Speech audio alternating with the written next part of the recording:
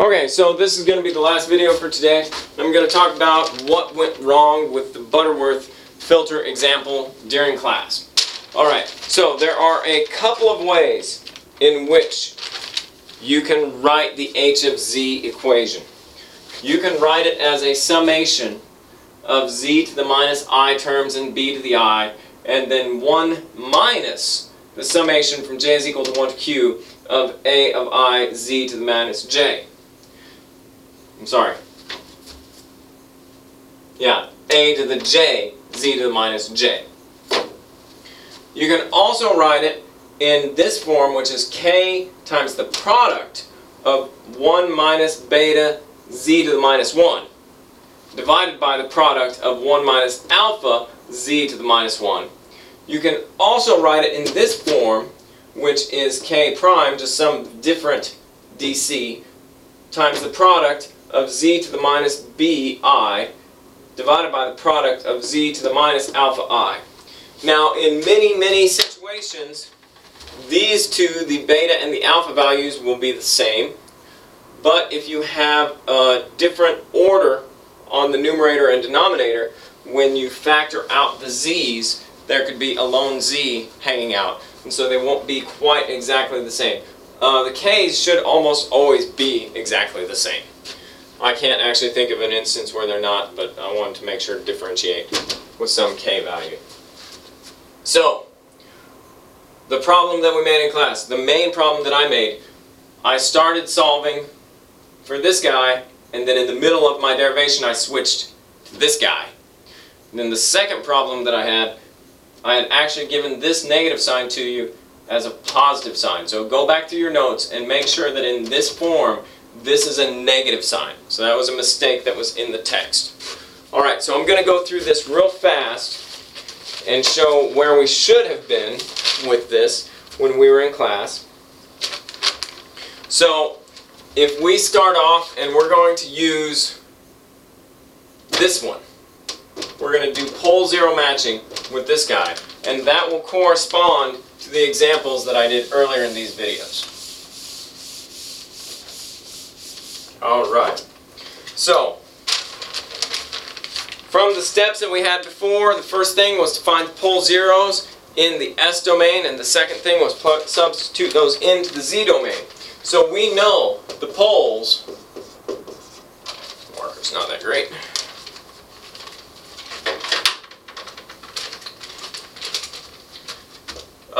at S is going to be equal to negative 70.7, 1 plus or minus J.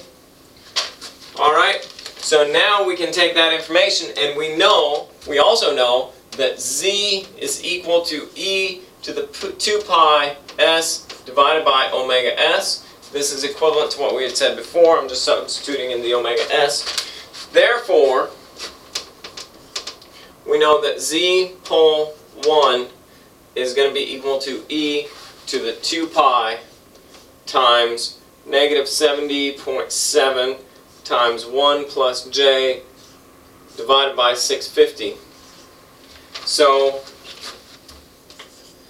Z pole 1 is equal to E to the minus 0.68 times 1 plus J, which is equal to 0.3914 plus 0.32 J. If we do the complex conjugate, which is the other pole, we can get that Z pole number 2 is going to be equal to A, E to the negative 0.68 times 1 minus J is equal to 0.3914 minus 0.32 J.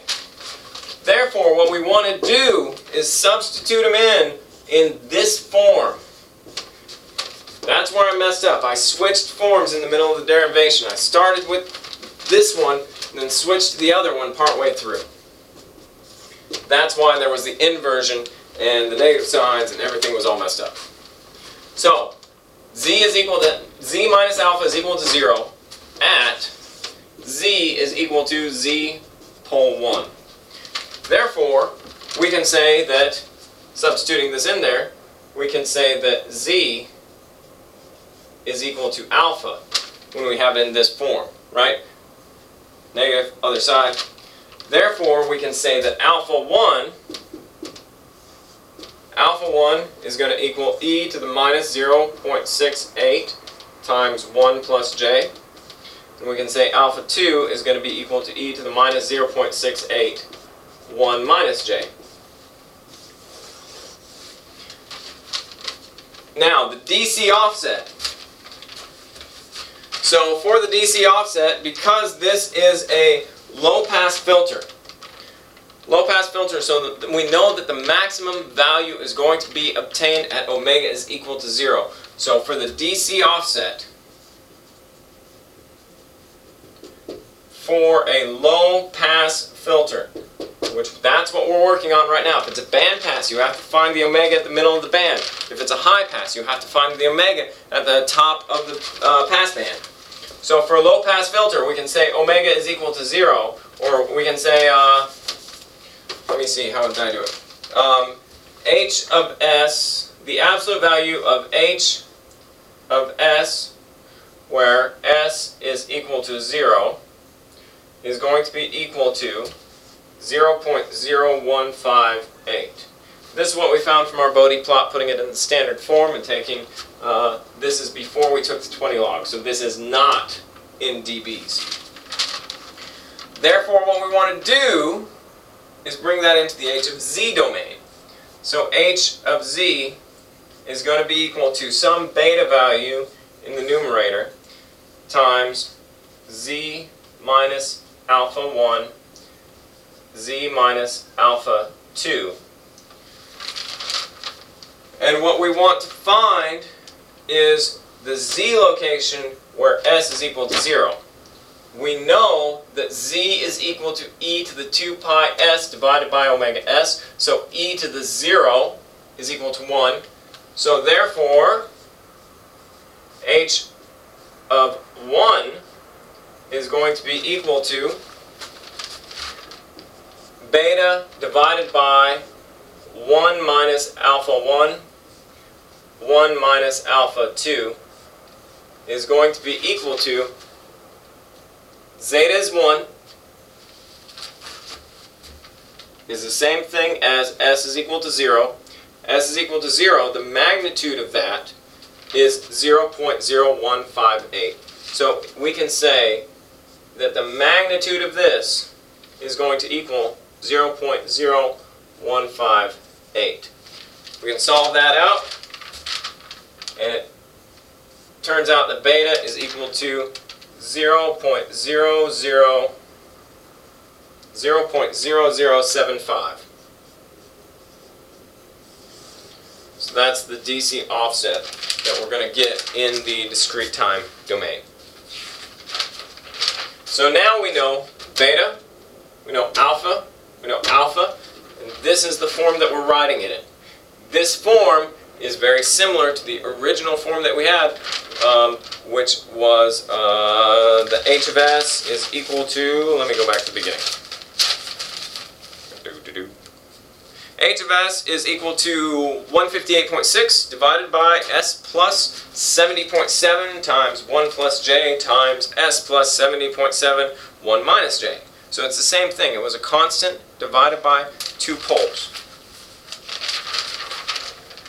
Okay. So now we've got the beta, alpha, alpha. So we can now write H of Z.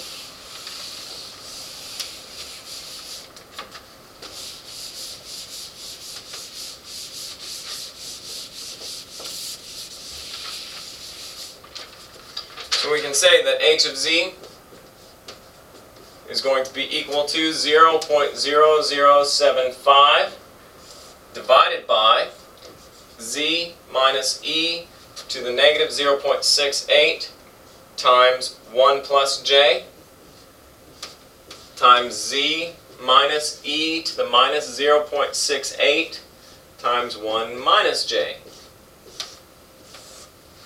However, this isn't the form that we wanted in. This is a nice form to solve, to convert from the S domain to the Z domain, because we can make that equality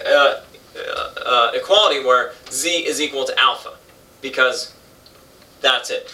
But the form that we want it in is the h of z is going to be equal to the summation of the b of I, z to the minus I, divided by 1 minus the summation of a of j, z to the minus j, from j is equal to 1 to q, and I is equal to 0 to p. This is what we want. This is what we have. Easy enough to get there. We multiply this through. When we get that, we have h of z is going to be equal to 0.0075 divided by z squared minus 0.789 z plus 0.257. Still not in the right form. These are negatives. Z to the negative. These are z to the positive. So now we have to factor that out. So now we have h of z, and we factor out that z squared. So now we get 0.0075 z to the minus 2 divided by 1 minus, we need a 1 here, we always need a 1 here, 0.789 z to the minus 1 plus 0.257 z to the minus 2.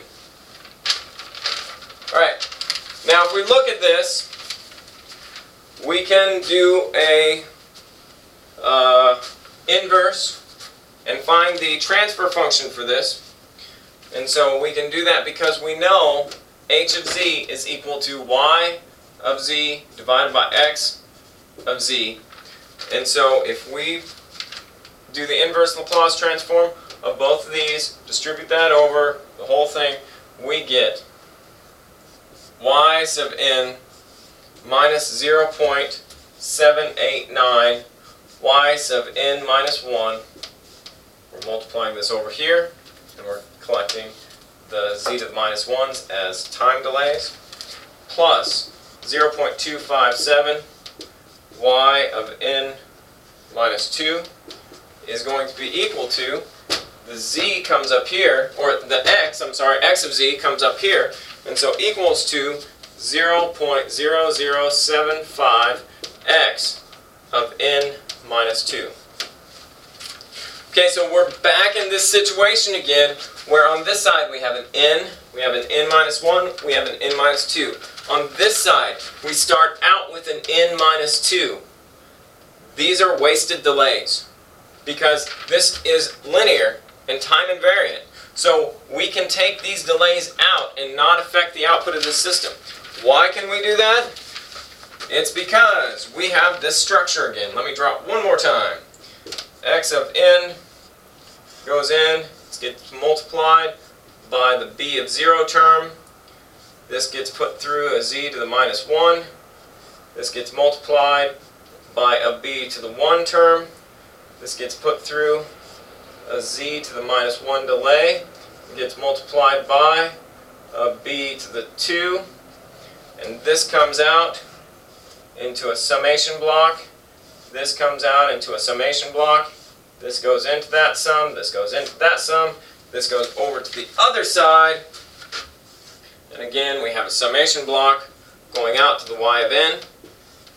The y of n taps off, goes down through a z to the minus 1 delay, z to the minus 1 delay.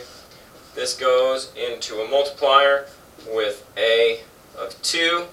This goes into a multiplier with a of 1. The a of 0 is implicitly implied to be a 1. This goes out through a summation block. Okay, so again, if b0 is equal to a 0, that eliminates this branch. If b1 is equal to a 0, that eliminates this branch. And so as this passes through, it's just a wasted time delay, then finally gets multiplied, and a wasted sum, and a wasted sum, and then it starts through this branch. So when we have this type of configuration, we can just take and eliminate that n minus 2. Well, let me write it this way. We can just eliminate that n minus 2, and this becomes x of n. Alright, and it does not change the system at all. Therefore, our final thing that we can write, we see that these are wasted delays. We can eliminate them because we have no, we look at this and we have nothing below the z to the minus 2. So we know we can just drop that off without any impact to the system at all. Therefore, our final design is h of z is going to be equal to 0.0075. We're just going to get rid of both of those. Divided by 1 minus 0.789 z to the minus 1 plus 0.257 z to the minus 2. Now if you would have left these z to the minus 2's there, it still would have worked. It just would not have been as efficient. So if you want to now take this and implement it in some type of digital signal processor, be it an FPGA, be it a DSP, be it whatever, you now know that B of 0 is equal to 0.0075, A of 0 is equal to 1, as it always is, A of 1 is equal to this negative sign here. You got to remember this negative sign. A of 1 is equal to 0.789, and A of 2 is equal to negative 257. That's a z. Alright, so my mistake that I made in class, I did an inversion when I shouldn't have, and I forgot about that negative sign. The simplest way to get this right, to make sure that you've got it, is to take this all the way into an equation that is a y is equal to. If you get this y of n is equal to equation, you can then directly pull out these. The b terms modify the x, the a terms modify the y. Alright, that's it. Thank you.